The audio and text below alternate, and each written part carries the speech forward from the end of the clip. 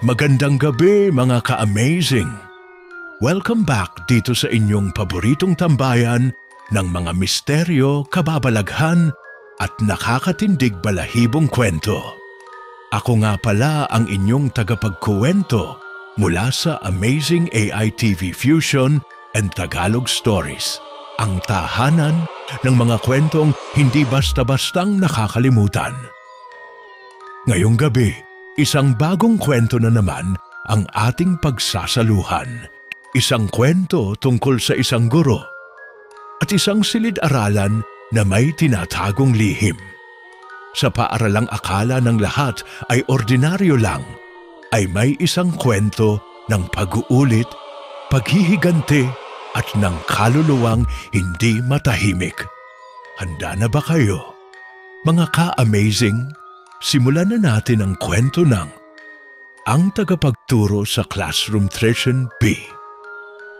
Ang paaralang elementarya ng San Bartolome ay isa sa pinakamatandang pampublikong paaralan sa bayan ng Liliw, Laguna. May mga bahagi na nito ang lumang-luma na at hindi na inaayos, pero nananatili pa rin ang ilan sa mga gusali dahil sa kanilang kasaysayan. Isa sa mga pinakamatagal ng ginagamit ay ang gusali ng Kalinangan, kung saan matatagpuan ang silid na trio Bisham, Dage, bagong pasok si Giyong Cecilia Ramirez, isang guro mula sa Maynila na lumipat ng tirahan at trabaho upang magsimulang muli. Siya ay 25 na, taong gulang, may 7 taong karanasan sa pagtuturo at kilala sa pagiging maagap at istrikto sa oras. Nang italaga siya sa Treasures B, natuwa siya sapagkat ito raw ang isa sa mga tahimik at disiplinadong seksyon.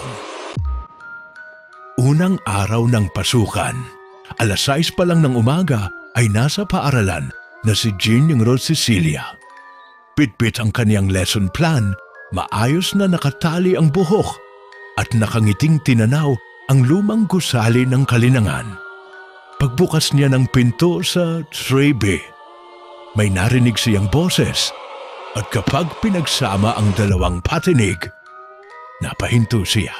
May taong nagtuturo sa harap ng klase.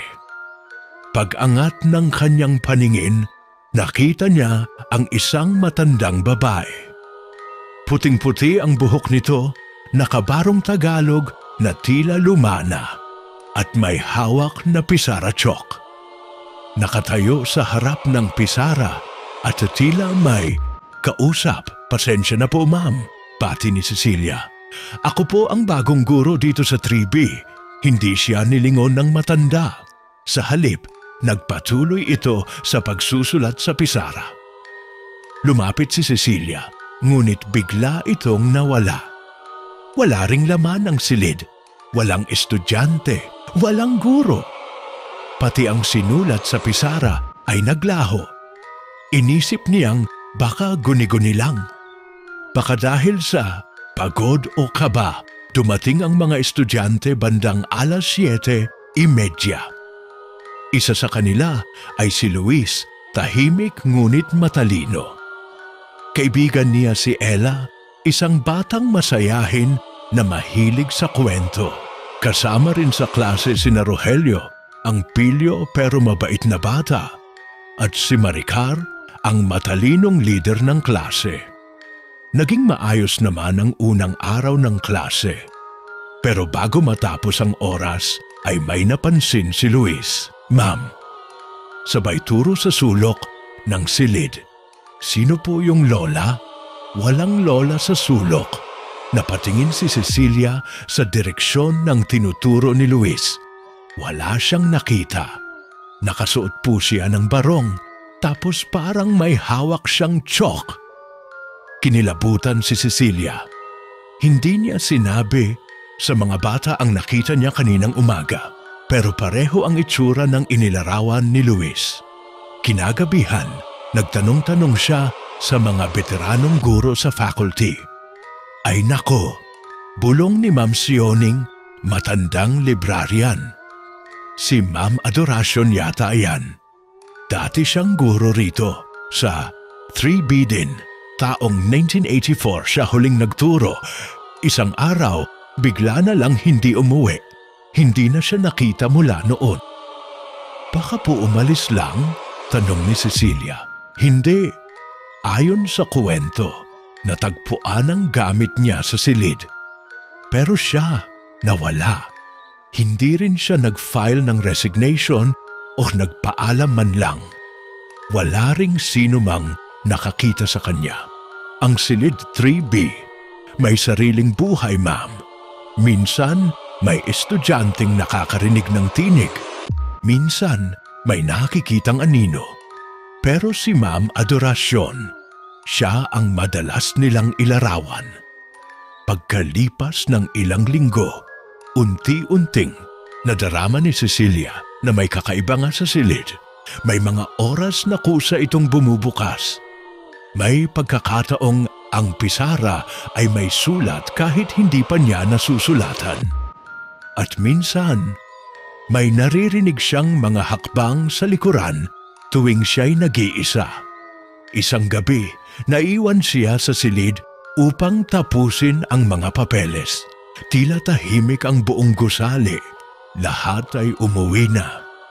Habang nagsusulat, naramdaman niyang may malamig na hangin na pumasok kahit sarado ang mga bintana. Paglingon niya sa likod, naroon muli ang matandang babae. Nakatayo, nakatingin sa kanya. Ang mga bata, kailangan nila ng turo, wika ng babae sa mahinang tinig. Hindi ako aalis hanggat hindi ko natatapos ang aking klase. Ma'am Adoracion, bulong ni Cecilia. Ngunit bago siya makapagtanong pa, biglang bumukas ang pinto. Dumaan ang janitor, si Mang Lando, at napatingin kay Cecilia. Ma'am, kausap niyo po ba yan? Ha? Sinong yan? Teka, tumingin si Mang Lando sa direksyon ng kinatatayuan ng babae. Wala pong tao dyan. Sa mga susunod na araw, mas naging matindi ang presensya ng matandang guro. May estudyanteng umiiyak dahil daw pinagalitan siya ng isa pang guro. May nakita raw silang klaseng hindi nila kaklase na biglang nawala. May naririnig na lecture sa loob ng silid kahit walang tao. At minsan, hindi lang si Jeannie or Cecilia ang nakakakita kay Ma'am Adoracion. Linggo ng umaga.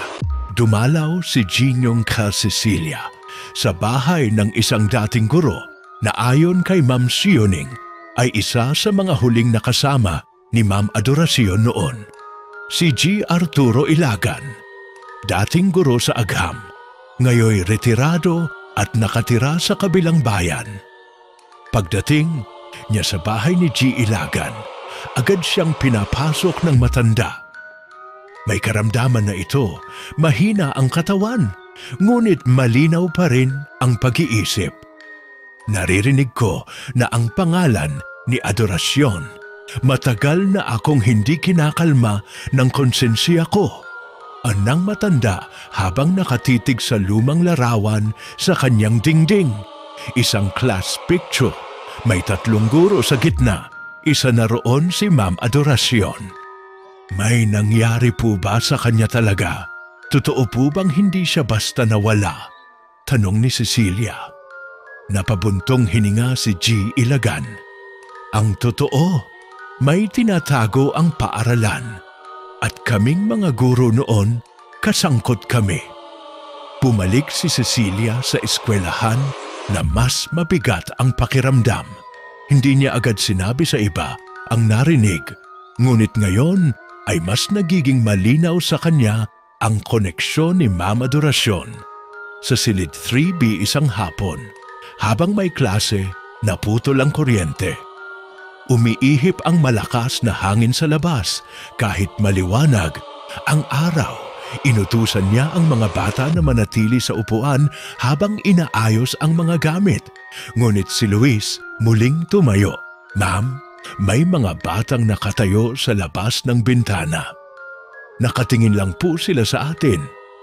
Pagtakbo niya sa bintana, walang tao. Pero pagharap niya sa klase, may isang batang babae na hindi niya kilala ang nakaupo sa bandang likuran. "Anong pangalan mo?" "Iha?" tanong niya. Hindi sumagot ang bata. "Nakayo ko ito." "Ella, kilala mo ba siya?" Umiling si Ella. Ngunit bago pa makapagtanong si Cecilia ulit, biglang tumayo ang bata at naglakad patungo sa pintuan. Pinuksan nito ang pinto at naglaho sa hangin, sabay-sabay na napasigaw ang mga bata. Si Cecilia kinabahan ngunit pinilit ang sarili na manatiling kalmado. "Walang lalabas. Magsasama-sama tayong lahat," utos niya. Kinagabihan, naghalungkat siya sa archives ng faculty room. Sa ilalim ng lumang aparador, may natagpuan siyang itim na kwaderno. Nakasulat dito ang 3B Class Records 1984. Pinuklat niya ito. May mga pangalan ng estudyanteng pamilyar sa kanya.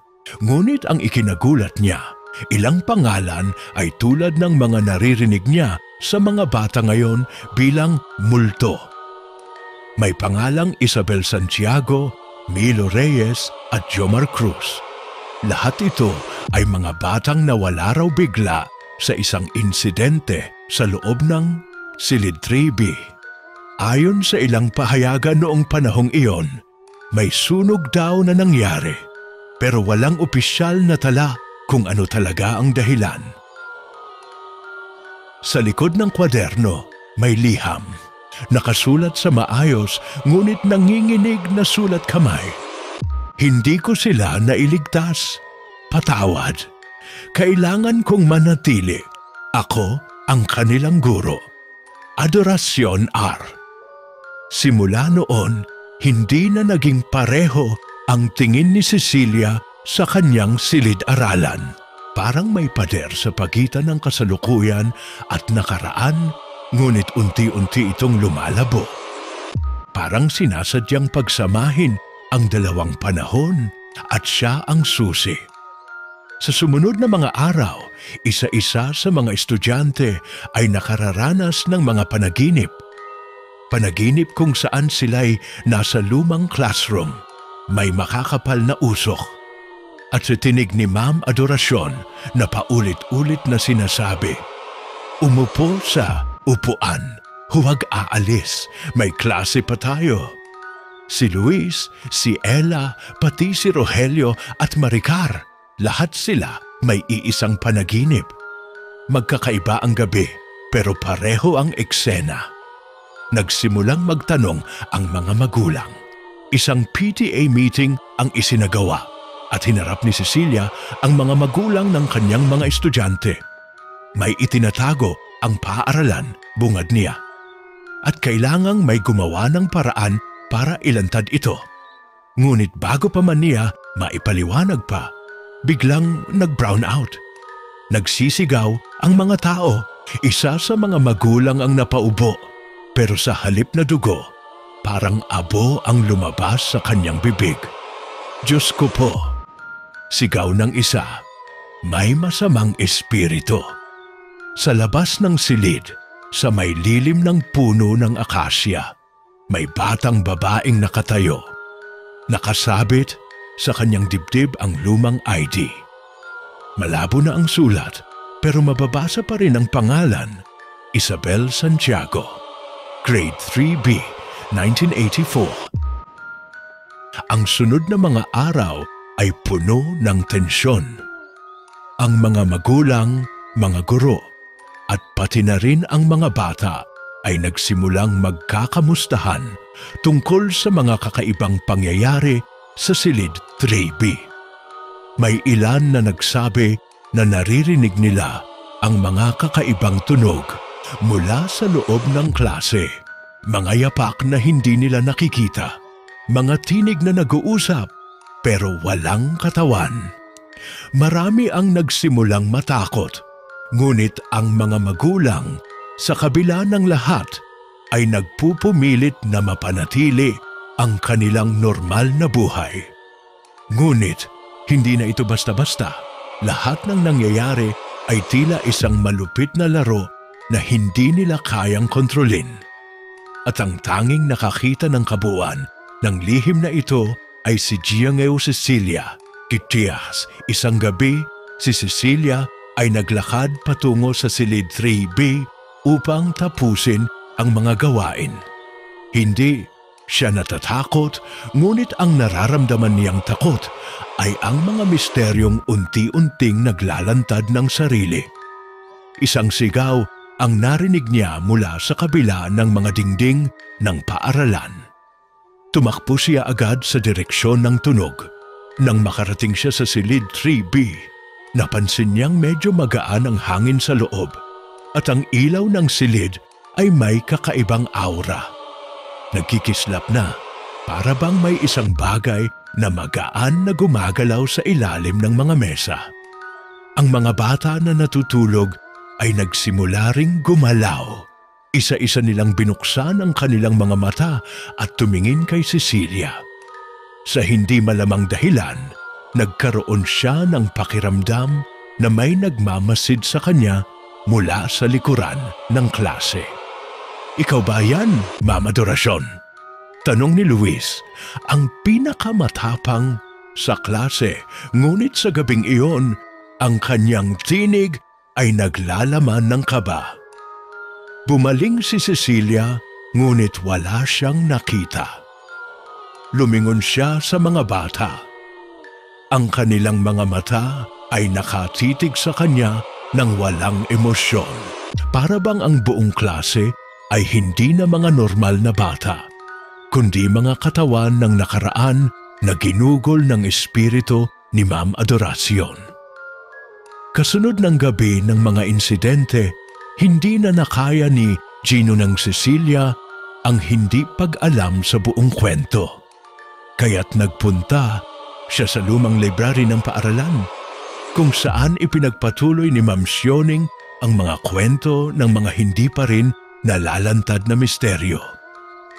Pumunta siya sa pinakailalim ng mga dokumento at napansin ang isang nakaipit na liham na may tatak ng mga kasunduan ng mga guro 1984. Binuksan ni Cecilia ang liham. Ang mga guro ay hindi dapat magtago ng alinmang impormasyon tungkol sa nangyaring insidente sa Trickstoof Bay. Huwag pabayaan na mailigaw ang mga magulang at estudyante nang hindi malaman ang buong katotohanan. Ang silid Trickstoof Bay ay may sariling kahulugan at isang kasunduan sa pagitan ng mga namayapang kaluluwa at ng mga buhay. Kinilabutan si Cecilia. Ang liham ay may lagda ni G. Arturo Ilagan, pati na rin ang iba pang guro noong 1984. Nagpatuloy ang liham. Ang silid Trickstoof Bay ay hindi ordinaryo. Hindi lang ito isang simpleng silid-aralan. May nangyaring hindi naisulat, hindi naisabi. Hindi pwedeng basta mawala si Ma'am Adoracion at hindi pwedeng mapatid ang ugnayan ng mga kaluluwa ng mga naunang guro at estudyante. Huwag mag-alala, Cecilia. Isang araw, ang katotohanan ay magbabalik at ikaw ang magiging susi. Ang liham ay nagbigay liwanag kay Cecilia. Kailangan niyang harapin ang nakaraan at alamin ang mga kasunduan na itinaguyod ng mga guro sa loob ng silid Trickstoof Bay. Ngunit ang mga kaluluwang naiwan sa silid ay hindi titigil hanggat hindi nila natatamo ang kanilang mga hindi natapos na misyon, at si Cecilia, siya ang magiging tagapamagitan. Isang hapon, habang nagsasagawa ng eksperimento si Cecilia sa silid Tricky Bay, napansin niyang may kakaibang bagay sa harap ng pisara.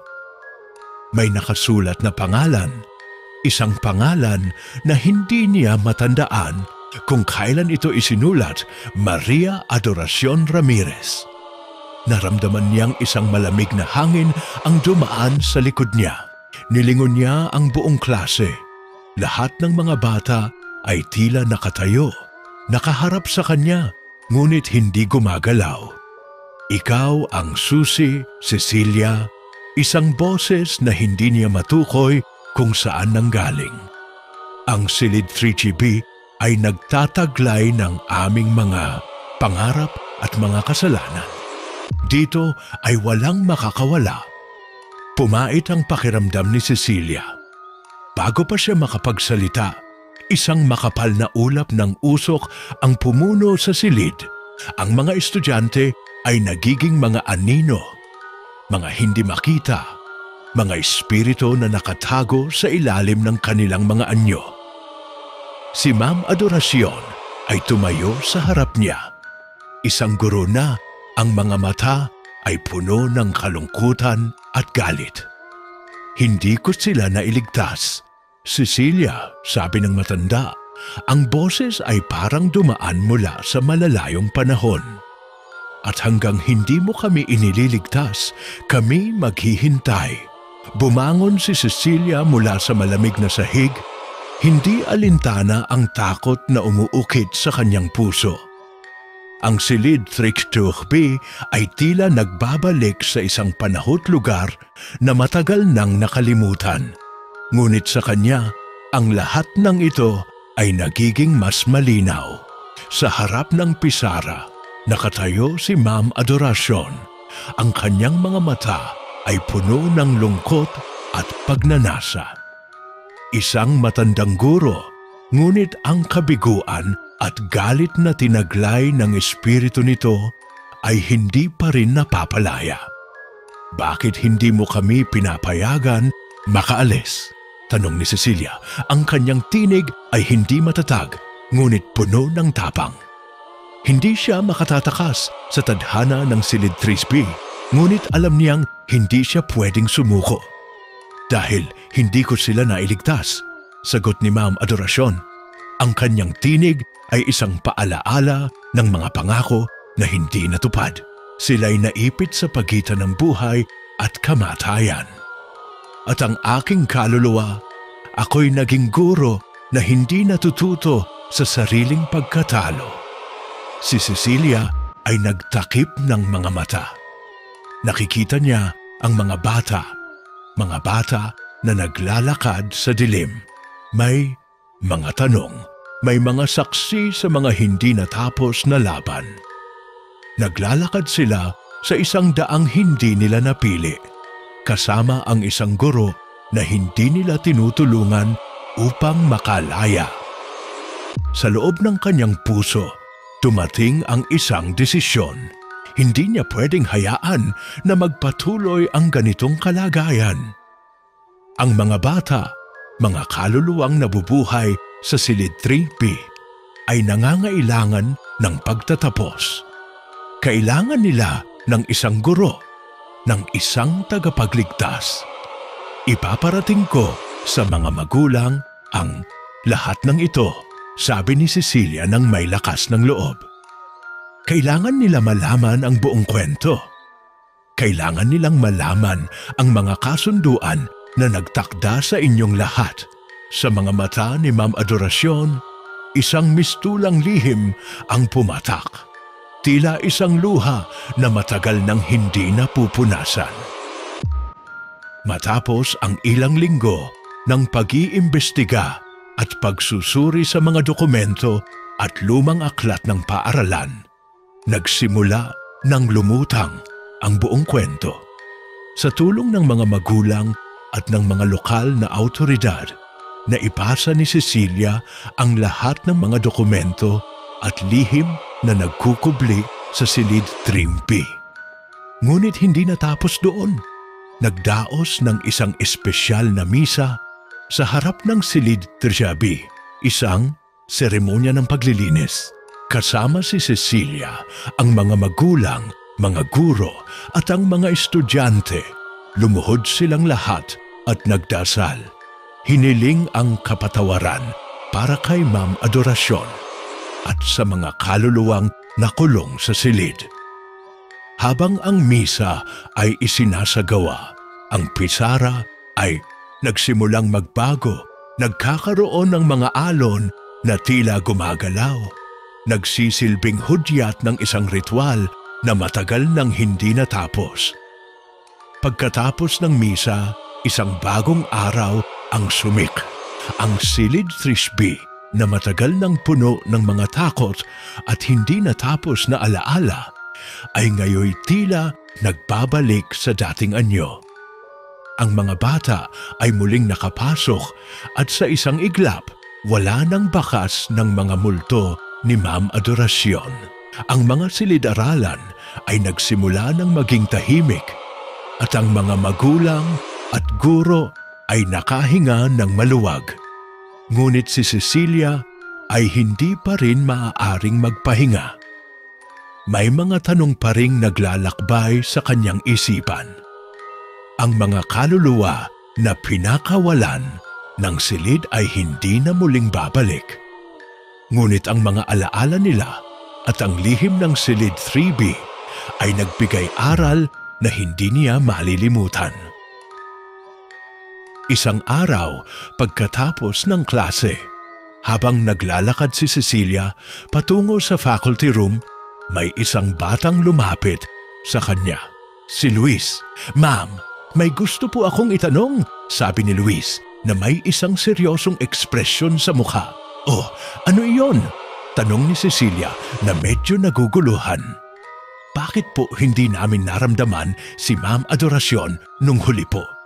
Parang wala na po siya sa klase namin." Cecilia ay natigilan.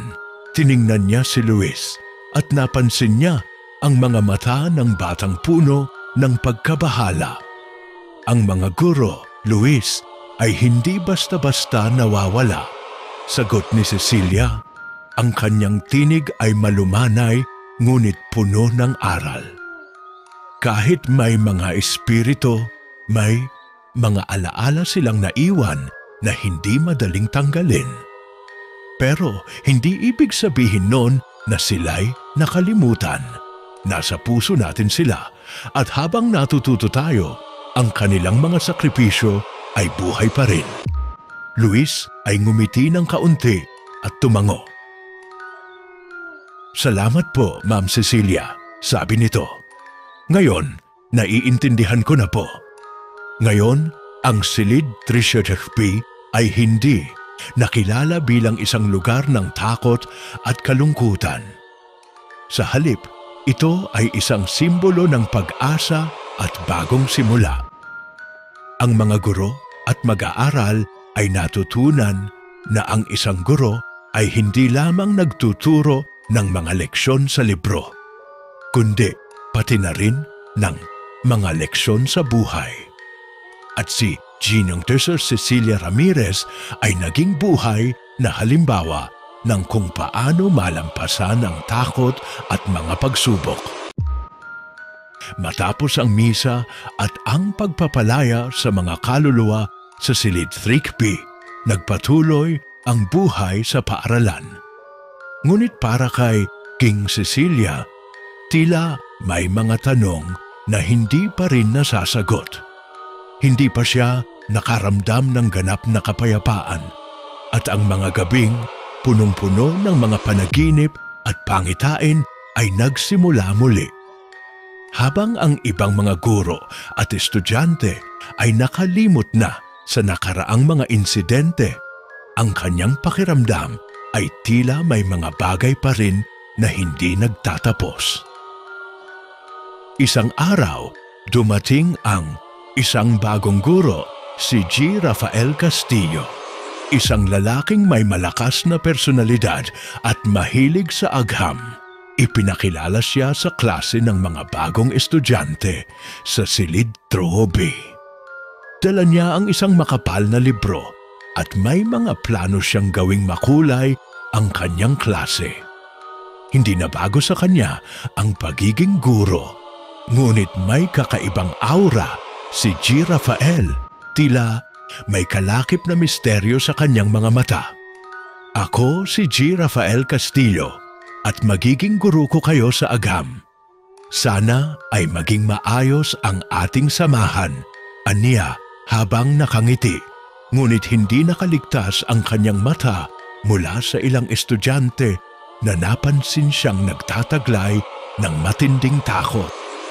Ang mga estudyante ay hindi magkamayaw sa kanilang mga upuan.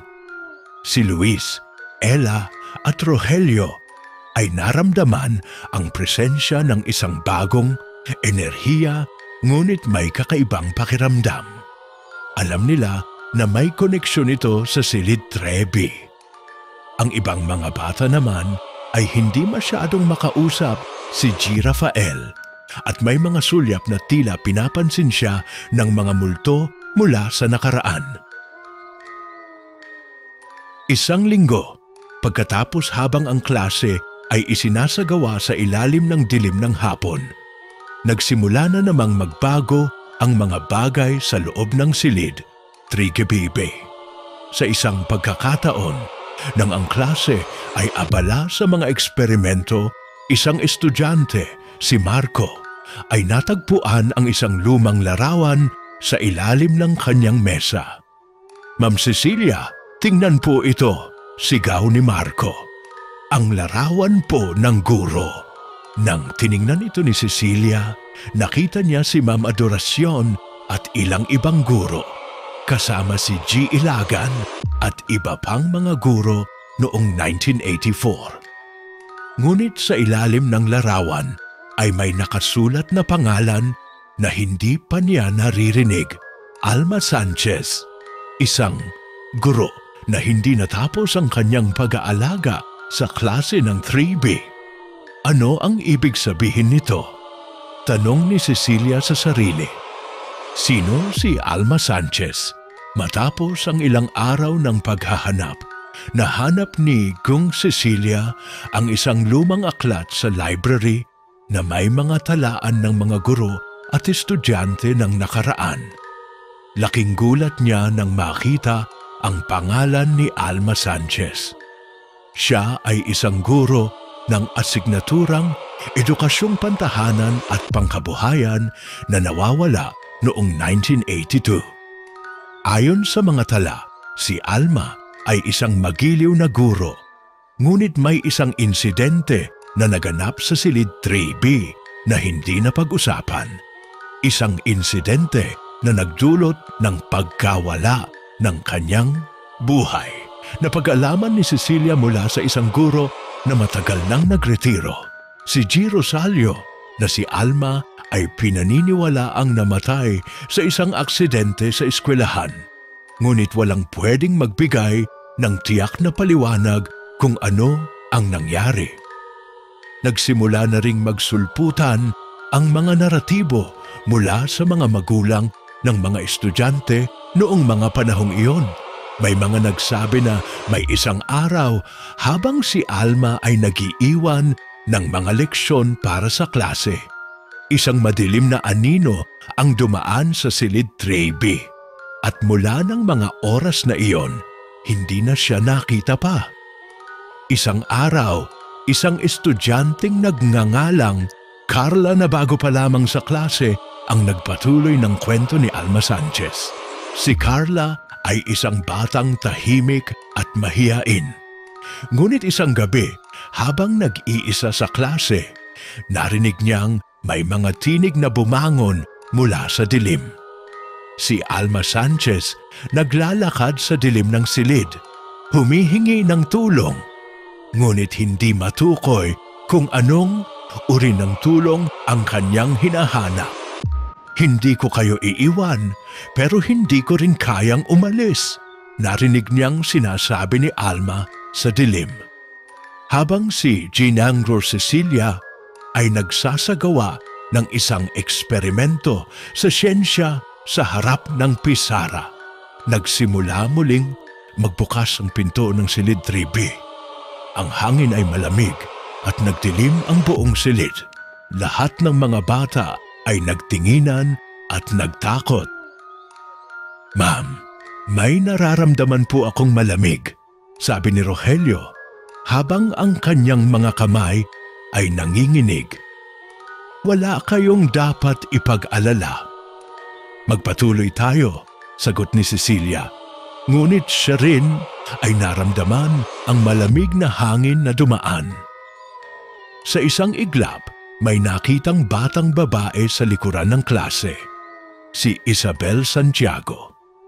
Ang batang may maitim na buhok at nakatali ang buhok sa isang makalumang estilo. Ang mga mata ng batang si Isabel ay puno ng kalungkutan, ngunit sa bawat hakbang nito patungo sa harap ng klase, nagsimulang magpakita ang mga anino mula sa nakaraan.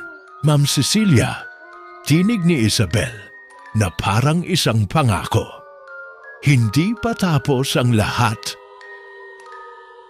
Sa pagsunod ng mga pangarap at mga multo mula sa nakaraan, nakita nila na ang silid 3B ay hindi lamang isang lugar ng takot, kundi isang paalaala sa nakaraan na hindi pa tapos. Nang magpatuloy ang klase, ang mga magulang at guro ay nagsimulang magkaproblema. Habang ang mga bata ay patuloy na dumaan sa klase, ang mga multo at kaluluwang hindi pa nalalayang sa silid 3AB ay tila lumalala. Lahat ng mga magulang ng mga estudyante sa klase ay nagsimulang magtanong kay Gina Kung Cecilia. Bakit ang mga bata ay nakararanas ng mga kakaibang pangyayari? At bakit ang mga kaluluwa ng mga guro at estudyante mula sa nakaraan ay patuloy na bumangon sa dilim? Si Ginga Cecilia, bagamat may takot, ay hindi na kayang patagilid lamang. Hindi na siya maaring maging tanga o magpanggap na hindi alam ang mga nangyayari. Siya ang tanging guro na nakakita ng mga espiritu at kaluluwang ito, at siya rin ang tanging may kakayahan upang tapusin ang lahat ng ito. Si Ginang Cecilia ay muling dumaan sa lumang library at naghanap ng higit pang mga tala at aklat. Habang nagbabalik tanaw sa mga pahina ng mga libro, natagpuan niya ang isang dokumento na may kinalaman sa mga kasunduan sa silid Trextooth B. Isang lihim na kasunduan na ginawa ng mga guro sa pagitan ng buhay at kamatayan.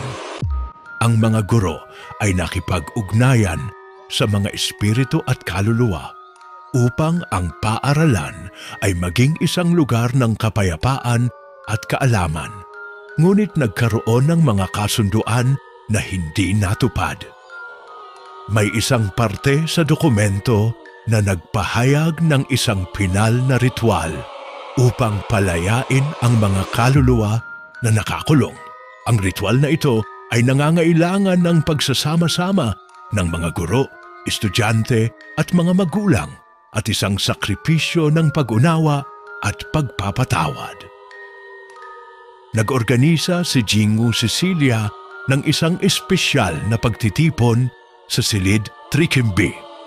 Pumunta siya sa mga magulang, mga guro at mga estudyante upang ipaliwanag ang mga natuklasan at ang mga hakbang na kailangan upang matapos na ang mga kababalaghan sa silid.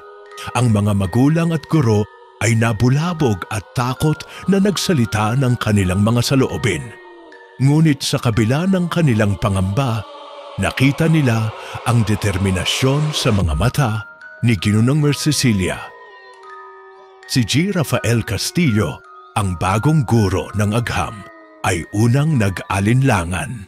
Hindi siya naniniwala sa mga multo, ngunit sa mga pangyayaring nararanasan ng mga bata, nagsimula siyang magduda. Siya ay nagdesisyon na makiisa kay Cecilia at magsagawa ng ritual na magsasakatuparan ng huling hakbang sa pagpapalaya ng mga kaluluwa. Pumayag ang lahat na magsama-sama at magdasal para sa mga kaluluwa na nanatili sa silid 3B. Ang mga estudyante ay nagsimula ng magdasal sa ilalim ng kanilang mga lamesa, habang ang mga guro at magulang ay nagtipon sa harap ng pisara. Ang hangin ay nagsimulang magbago. Malamig, ngunit may kasamang pakiramdam ng pag-asa. Si Cecilia, na may hawak na isang aklat ng ritual ay nagsimulang magsalita. Ang lahat ng pagkakasala at galit, ang lahat ng pagdududa at takot ay ibinabaon natin sa ilalim ng silid na ito. Naway maghilom ang lahat ng kaluluwa na nagbabalik at nang magawa nila ito, sila'y maglakbay sa liwanag. Nang magsimula ang ritual, ang silid 300B ay punong-puno ng kakaibang enerhiya. Yung mga anino mula sa mga naunang guro at estudyante ay nagsimulang magpakita. Ngunit sa pagkakataong ito, hindi na sila nagmumukhang mga kaluluwa ng galit at takot. Sa halip, ang kanilang mga mata ay puno ng pasasalamat at pag-asa. Si Mama Thundersoft, Adorasyon si Alma Sanchez, at ang iba pang mga guro ay nagsimulang maglakbay patungo sa liwanag. Sa kanilang mga mata, isang pahayag ng pagpapatawad ang nakita ni Jinggoy Cecilia. Ang mga estudyante ay nagsimulang magsalita ng mga salitang hindi nila maintindihan, at ang lahat ng takot na nararamdaman nila ay napalitan ng kapayapaan. Si Luis at ang kanyang mga kaibigan, sina Ella at Rogelio, ay nagsimulang makaramdam ng isang kakaibang init sa kanilang mga puso, at isang sinag ng liwanag ang bumangon mula sa kisame ng silid. Ang liwanag na ito ay nagsimulang magpalabas ng mga espiritu na lumabas na patungo sa kalangitan. Nagsimula ring magsimula ang mga kaluluwa na magpasalamat kay Jinggoy Cecilia, at ang buong silid ay nabalot ng isang magaan na pakiramdam. Pagkatapos ng ritual, ang silid 3B ay muling naging isang normal na classroom.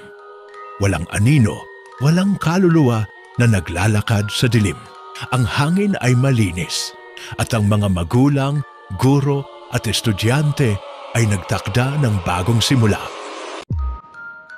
Si Jinggoy Cecilia, bagamat nakaranas ng matinding takot at pagsubok, ay natutunan ang isang mahalagang aral.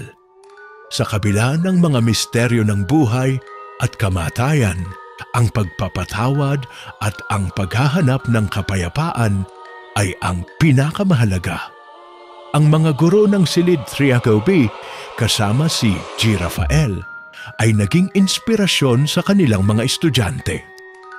Ang mga magulang na dating nag-aalala ay nakahinga ng maluwag, at ang paaralan ay naging mas masaya at tahimik. Mga ka-amazing, matapos ang lahat ng nangyari sa silid 3B, natutunan natin na ang takot at kababalaghan ay hindi laging nagtutulungan upang magbigay ng kasiyahan. Sa halip, natutunan natin na ang tunay na lakas ng isang tao ay matutuklasan sa mga pagsubok, sa mga takot at sa paghahanap ng kapayapaan at pagpapatawad. Minsan, ang mga kaluluwang naglalakad sa dilim ay nangangailangan lang ng gabay at pag-unawa upang makahanap ng liwanag. Sa pagtatapos ng kwentong ito, magpasalamat tayo sa mga aral na ibinahagi ni Ginoong Cecilia at sa mga kaluluwang muling nahanap ang kapayapaan. Ang silid 3B ay hindi na isang lugar ng takot, kundi isang simbolo ng pag-asa at bagong simula. Maraming salamat sa inyong pakikinig, mga ka-amazing. Kung nagustuhan ninyo ang kwento, huwag kalimutang mag-like, mag-share, mag-comment at mag-subscribe sa Amazing AI TV Fusion and Tagalog Stories. Magsama-sama tayo sa susunod na kwentong katatakutan at kababalaghan. Hanggang sa muli, paalam mga ka-amazing!